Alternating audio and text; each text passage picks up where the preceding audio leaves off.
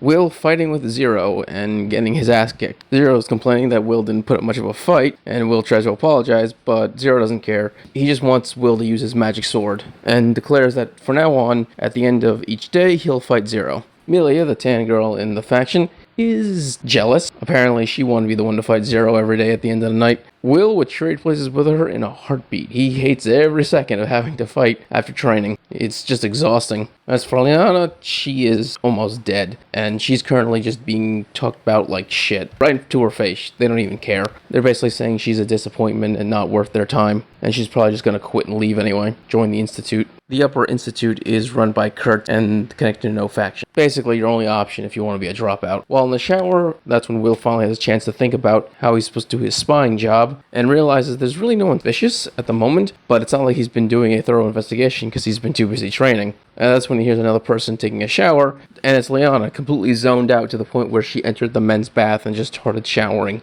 Will tries to get her attention, but she's completely gone, to the point where he throws a towel on her to get her attention. And the reason why she's so zoned out is because she's just repeating just how pathetic and worthless she is over and over again, basically accepting what everyone else has just said about her. When Will finally does get her attention, she gets super embarrassed and tries to cover herself, apologizes over and over, and then Will tells her, "You're not a failure," because he obviously heard everything she's saying, and he tries to encourage her. They then decide to go to Will's room to have a proper conversation, where Liana continues to hate on herself, saying that she's a disappointment to her grandmother, and as a way to partially change the subject from Liana dogging on herself, Will asked if her grandmother is important to her, and she is. Apparently her grandmother is the only person who saw any value in her and gave and supported her in her dreams. Apparently Liana is considered a disappointment because as a descendant of a great knight Donna, it's pretty standard for them to have the eyes the color of thunder, basically yellow golden eyes. But she doesn't have golden eyes, she has blue eyes, and so she's considered a genetic failure in the family.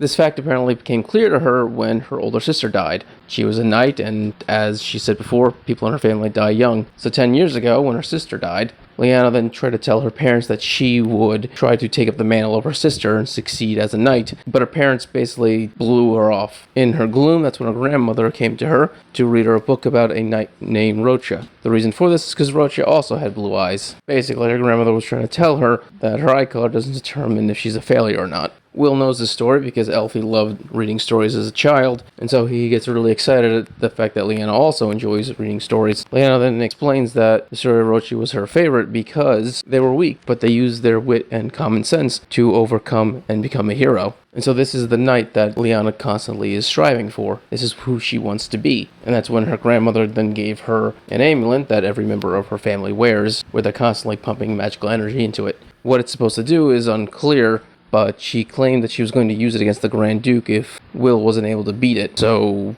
I can only imagine what kind of power is inside that amulet at the moment. Will is able to empathize with the fact that she's going through a lot, and she's been through a lot just like him, and he tries to help her with her running, where he asked her, "How are you running?" And Liana is basically pumping every bit of magic energy she has into her body to go as fast as humanly possible. He then tells her that all the other mages are using as little magical power as efficiently as possible, and so tells her to calm down the amount she's using. And all this mindless running, the purpose of it is to break them. That's the whole reason. It's not just to get stamina up or anything. They want the new cadets to be broken to see what happens after you break. They want to know if you completely fall apart or if you can rebuild yourself. He then tells her she definitely can do this and has faith that she can overcome this obstacle. And he does as he was told by Elfie, which is to compliment women, and he says that he likes her blue eyes. They sparkle like jewels. Most likely Elfie is spying on him at the moment, so that's gonna make her angry. Next day, they're back to running, and Liana's once again in the back. Guilford is doing as he always does, is insult her. Then in a single bound, she catches up to them. They're all surprised by this, but soon after, they break away, and then she does it again. She catches up. And this seems to be a repeating process, where she acknowledges she doesn't have as much magical power as the rest of them, and so she can't keep a consistent pace with them.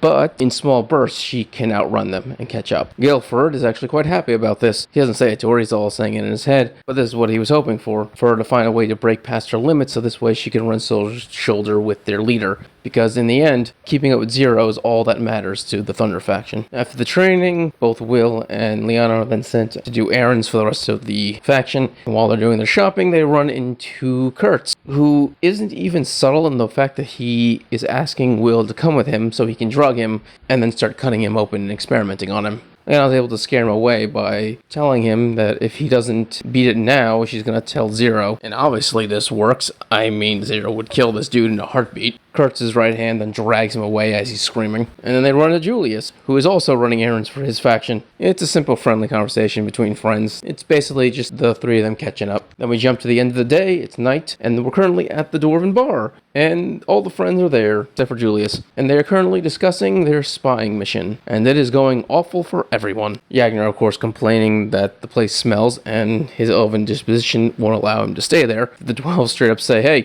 pay for your bill and get out, we don't care. Obviously, he's quickly shut down by everyone. In fact, Thon even points out that the whole reason why they're there is because no mage or elf would ever be caught down in this place. So obviously, this is the perfect place to have their secret meeting. That's when Emma from the Wind faction and Mike Myers, can't get over that name, from the Darkness faction also show up. They quickly try to make friends with Will because their only connection to him is not bullying him, but ignoring him while he was being bullied. And once again, there is no one suspicious in either the Wind or Darkness factions. Apparently, the Wind faction accepted over 20 members for the simple fact that their goal is to hope one of them becomes a Majawanda. As for the Darkness faction, they're just creepy, and Mike Myers has no interest in interacting with them. That's when they all begin to question, why do these guys even want in the Institute in the first place? What is their goal? What does Gothia actually want? And Clinnet basically points out, well, if those last two guys that they were dealing with were members of Gothia, then what they want to destroy is the sky, preventing the Celestials from entering. Everyone agrees that would be incredibly stupid, and that's when Will realizes that Julius still hasn't met up with them. And that's when we actually jump over to Julius, who is currently in the middle of an alley with a hole in his stomach. Now, it has already been stated that if your heart don't stop, you get to live in this universe. But still, it's hard for me to imagine that we're going to have back-to-back characters get blasted through and somehow survive. So I'm actually kind of worried about Julius for right now. I do have faith that he's going to survive, but once again, the fact that we're going to see two characters have a giant hole in them and then survive feels like a coin flip, I'm just saying. And while he's dying, basically, his last thoughts are of the woman he first loved, Anna. Alright, if you enjoyed this video, subscribe, give it a thumbs up so you can enjoy more Wistoria and other things. Thank you, and have a great day.